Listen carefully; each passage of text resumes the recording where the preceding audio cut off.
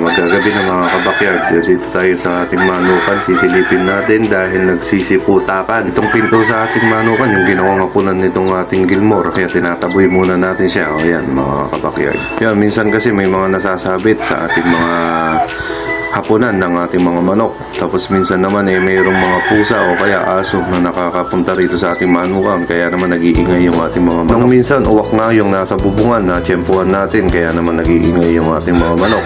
Kaya binugaw natin agad to nang hindi matakot yung ating mga manok. Tinitiyempuhan nga ng uwak yung ating mga sisiw. Buti na lang hindi tayo nakapagpakawala ng araw na yun mga kabakyard. Pag nagsipagputakan, nag-ingay yung ating mga alaga mga kabakyard, kaya agad nga natin doon chine-check up.